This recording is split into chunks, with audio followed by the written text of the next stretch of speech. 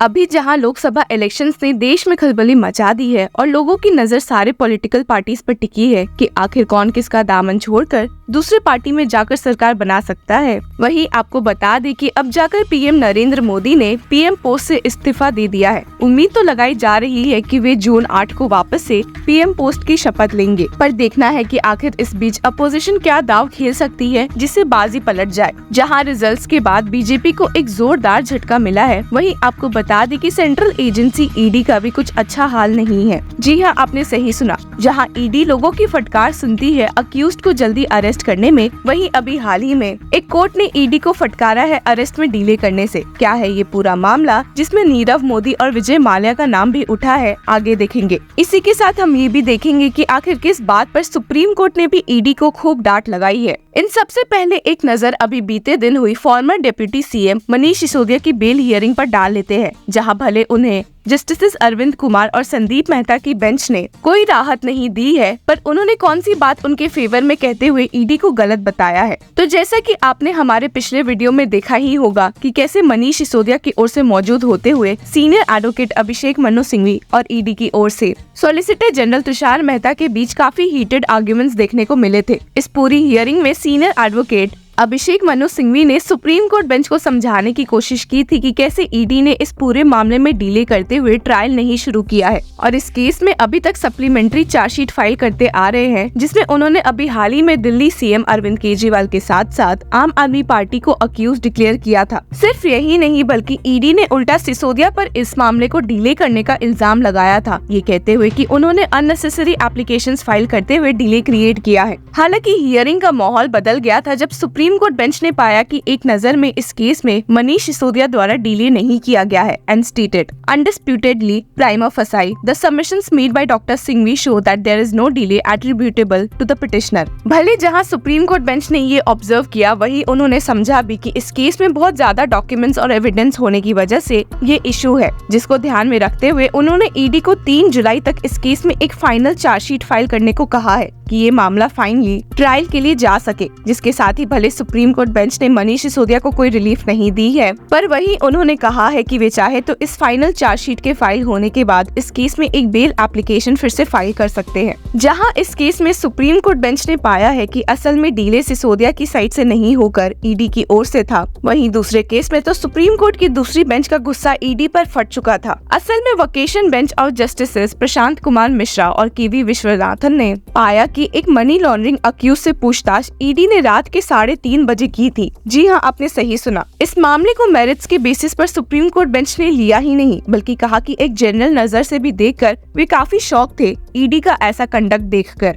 ED को फटकारते हुए justice Viswanathan ने कहा कि on the other side without going to merits, what is this happening? You call him at 10:30 AM, then we are okay with it. But you are doing it at 3:30 AM. How is this going on? We are not on merits, but this is on general perspective. आपको बता दें कि supreme court 64-year-old businessman Ram Israni द्वारा filed plea की सुनवाई कर रहे थे, जिसमें कि राम ने ईडी द्वारा उनके अरेस्ट को चैलेंज किया है during odd hours after questioning that lasted through the night. आपको बता दें कि the Bombay High Court had earlier refused to quash his arrest and remand, prompting him to approach the Supreme Court for relief. इस मामले की last hearing में Supreme Court ने ED से इस मामले में एक जवाब मांगा था and also granted liberty to Israni to move the vacation bench of the top court for bail. Supreme Court bench ने लेटेस्ट हियरिंग में कहा है कि वे इस केस के मेरिट्स पर नहीं जाएंगे और मामले को जुलाई के लिए लिस्ट कर दिया है। आपको बता दें कि Israni was arrested last year in connection with the bank fraud case. उन्होंने ये दावा किया था कि लास्ट ईयर अगस्त 7 और 8 को उन्हें ईडी द्वारा उनके ऑफिस में बैठाया गया, after which his statement was recorded from 10:30 PM to 3 AM. He submitted that he was kept awake for a total of 20 hours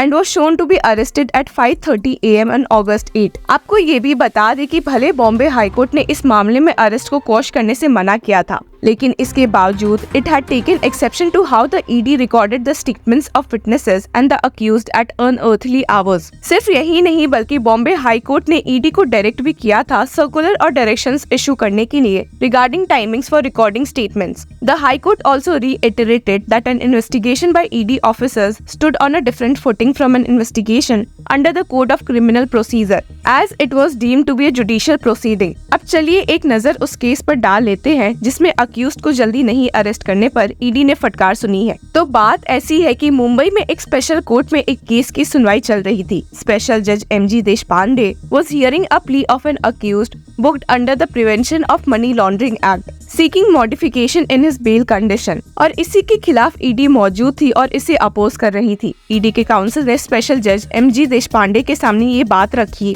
कि अगर कोर्ट पिटिशनर के एप्लीकेशन को एक्सेप्ट कर लेती है तो देश में वापस से नीरव मोदी, विजय माल्या और मेहुल चोकसी जैसे सिचुएशंस पैदा हो जाएगी। आपको पता ही होगा कि कैसे ये तीनों पर्सन किसी न किसी स्कैम में इन्वॉल्व होने के बाद फॉरेन कंट्रीज भाग चुके हैं। और इसी का हवाला देते हुए ईडी ने इस मामले में भी पिटिशनर की एप्लीकेशन को डिसमिस करने को कहा। हालांकि कोर्ट ईडी के इस सबमिशन से काफी गुस्सा दिखी और उन्हें फटकारते हुए कहा कि learned SSPP Sunil Gonsalves vehemently argued that if such application is allowed, it will give rise to the situation like Nirav Modi, Vijay Mallya and Mehul Choksi etc. I thoughtfully examined this argument and felt it necessary to note that all these persons, because of the failure of the investigating agencies concerned in not arresting them at the proper time। सिर्फ यही नहीं बल्कि court ने ED को खूब फटकारा भी है, ये कहते हुए कि एक तो वे पहले section 19 of the prevention of money laundering act के तहत जल्दी अरेस्ट नहीं करते हैं और फिर कोर्ट के पास आ पहुंचते हैं अपना काम करवाने के लिए। The court further stated it is simply because it is the ED who basically allows such person to be scot free